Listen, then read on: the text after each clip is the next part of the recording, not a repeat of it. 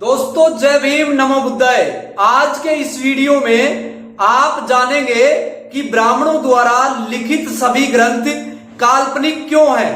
क्योंकि कोई भी ग्रंथ है उस ग्रंथ को भगवान ने नहीं लिखा है, इंसान को इंसान से दूर करने के लिए और अपनी दुकान चलाने के लिए ये सारे कर्मकांड किए गए हैं। क्योंकि बौद्ध दर्शन की चोरी करके इन्होंने कॉपीराइट किया है और उसको काल्पनिक रूप देकर जनता को बेवकूफ बनाने का काम करना शुरू कर दिया।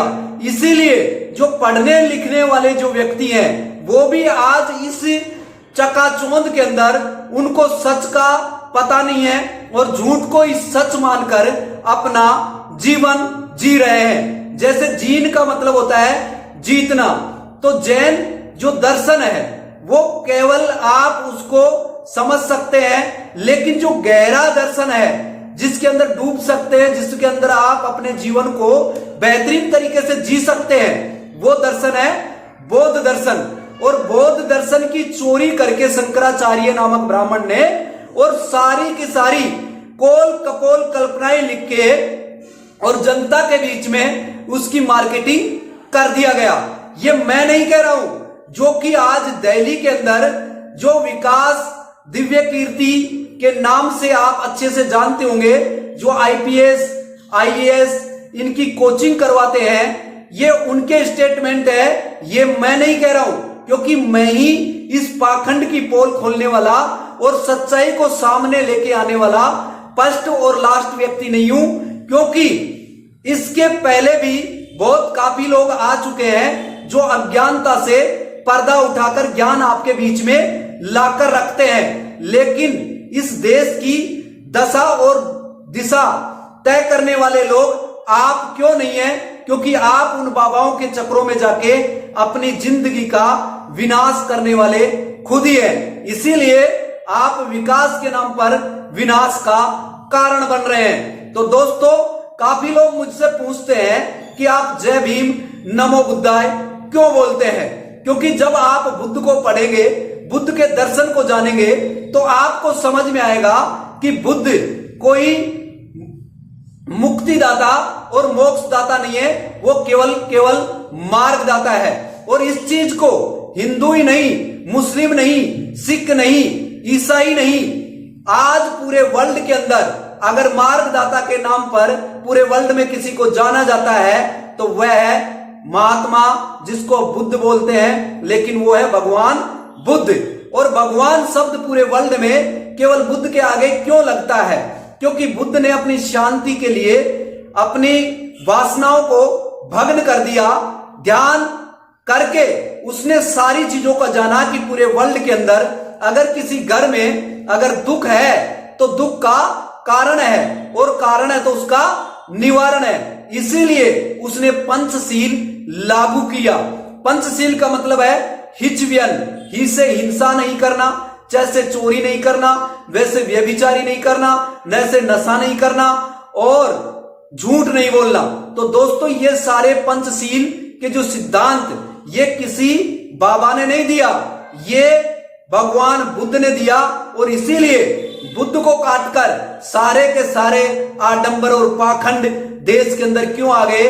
पहले तो मैं बुद्ध को क्यों अपना प्रेरक मानता हूं, अपने जीवन का एक आधार मानता हूं, तो सबसे पहले विकास दिव्य कीर्ति से सुन लीजिए, वो ही जवाब दे देंगे कि मैं बुद्ध को क्यों मानता हूं और उसके पदचिन्हों पर क्यों चलता हूं। क्योंकि बाबा साहब ने अगर बुद्ध को धम्म को अपनाया है तो धम्म धर्म नहीं है, धम्म है एक रास्ता दिखाने वाला, पथ दिखाने वाला, जिसको बोलते हैं आप रहनुमाई।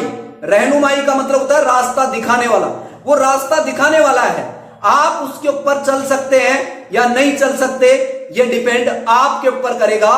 क्योंकि जो व्यक्ति आप खुद अपने आप से प्यार करता है, खुद का दीपक बनता है, तो खुद को जानने की कोशिश करता है, तो वही व्यक्ति अपने आप में भगवान है। तो चलते हैं और विकास दिव्य कीर्ति जी से ये सुन लेते हैं कि ब्राह्मणों द्वारा, जो शंकराचार्य है, ब्राह्मणों का जो मठाधीश है, उन्होंने बुद्ध दर्शन को चुरा के बौद्ध दर्शन को चुराकर उसने काल्पनिक कॉपी बनाकर लोगों को किस तरीके से सुपुर्द कर दिया। तो चलते हैं और दिव्य कीर्ति जी को सुन लेते हैं।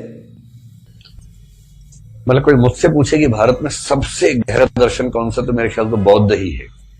सबसे उपयोगी जैन दर्शन है, सबसे गहरा बौद्ध दर्शन है। सच तो यह है कि बौद्ध परंपरा में एक दार्शनिक है, मतलब माध्यमिक शून्यवाद वगैरह जो चलते हैं, ऐसा माना जाता है कि शंकराचार्य ने उसकी फोटोकॉपी करवाई है।